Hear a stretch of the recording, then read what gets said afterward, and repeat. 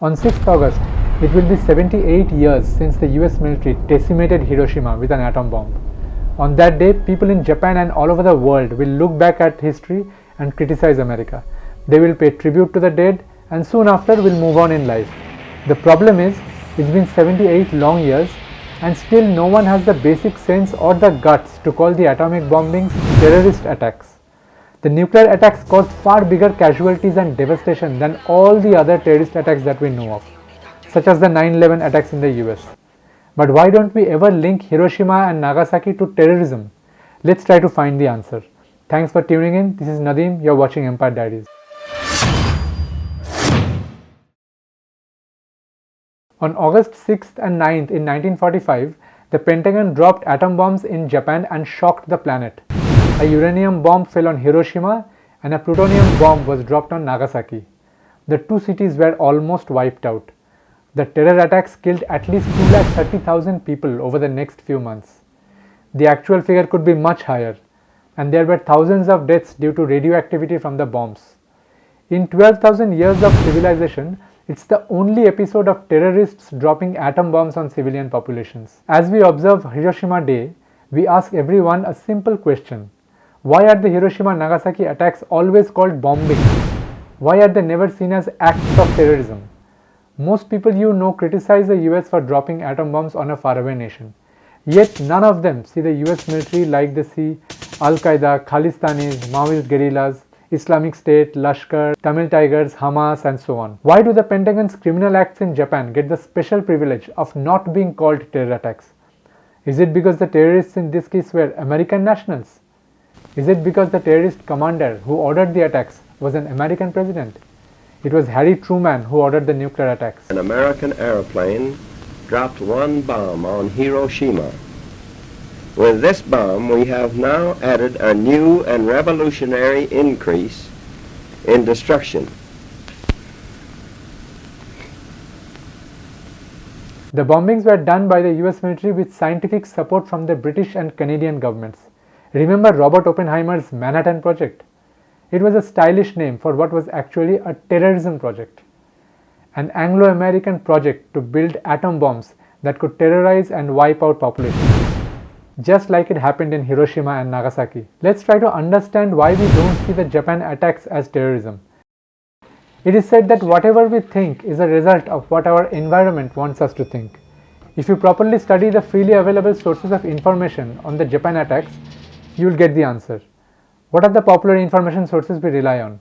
There's television, social media, newspapers, magazines, schools, universities, research bodies, bookshops, libraries, government spokespersons, movies, documentaries, online series, clubhouses, and even your next door neighbors. All of them all the time consistently use the term Hiroshima-Nagasaki bombings. They never use the term terrorism. We ran a Google search of the term Hiroshima and Nagasaki to see what shows up. We also visited a number of popular information domains and checked out the exact words they use to describe the attacks. We found a consistent pattern. From popular websites like Wikipedia to small and unknown websites, no one links the Hiroshima-Nagasaki nuclear attacks with terrorism. Now some people will argue that they don't qualify as terror attacks because they happened towards the end of the Second World War.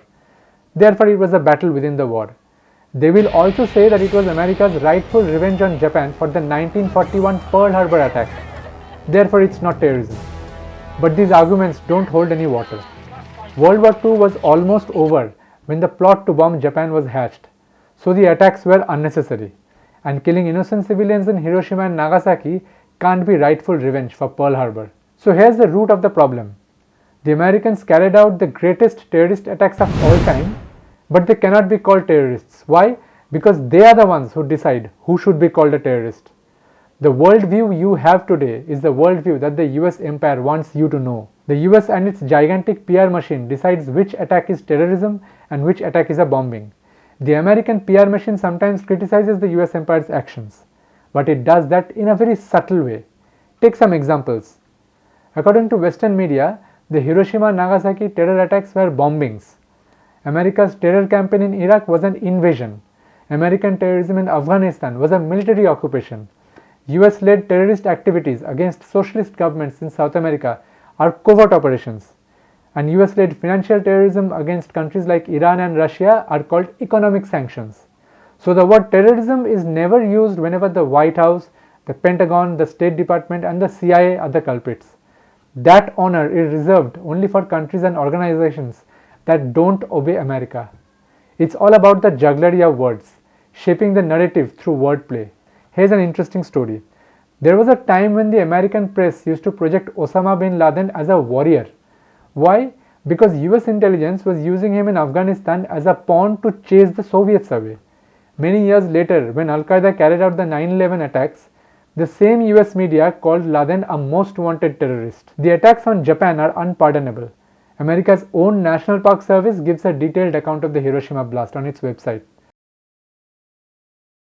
It says, the temperature near the blast site reached 2980 degrees Celsius. The sky seemed to explode. Birds ignited in midair. People over 2 miles away burst into crumbling cinders. Others with raw skin hanging around their hips leaped, shrieking into waterways to escape the heat. Men without feet stumbled about on the charred stumps of their ankles.